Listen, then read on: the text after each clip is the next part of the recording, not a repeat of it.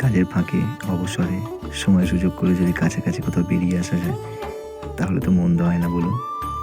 আর চলে গিয়েছিলাম হাওড়ার জগদীশপুর থেকে মাত্র 10 মিনিট দূরে লাঘাটা শ্মশানকালী মন্দির।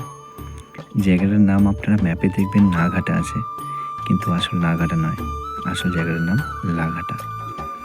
এই রাস্তাটা দুদিক দিয়ে যাওয়া যায়।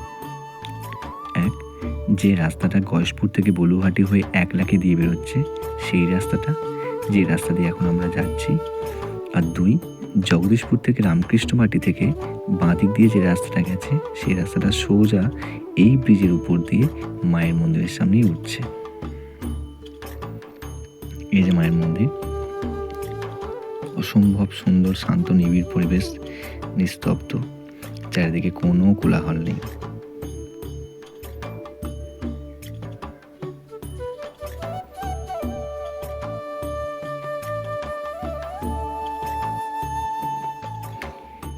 মায়ের মন্দিরটি পুনর্নির্মিত হয়ে মাকে পাকাপাকিভাবে স্থাপন করে পুজো শুরু হয়েছে 2025-এর 10ই ফেব্রুয়ারি।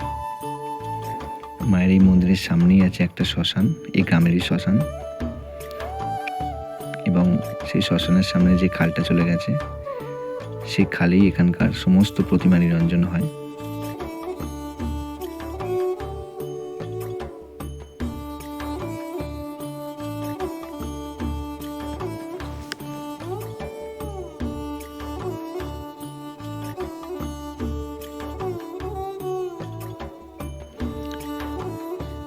সামনে হরি মন্দির, এখানে সব বসার জায়গা তো অবশ্যই থাকবে লোকেদের।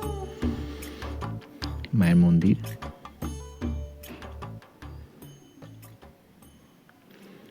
আর এই যে বসার যে জায়গাগুলো আছে তার পাশে স্বয়ং মহাদেবের মন্দির, এবং এই যে এটা হলো শ্মশান, এই বাঁশের কাছে এখানে দাহ করা হয়।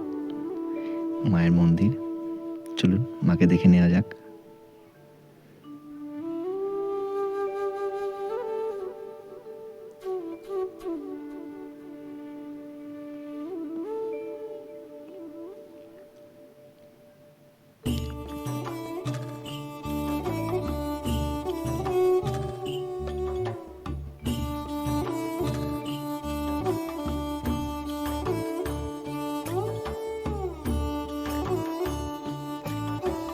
বাড়ি ফিরবো জগদীশপুর হয়ে, তো আপনারা চলে আসতে পারেন সময় লাঘাটা শ্মশানকালী মন্দির।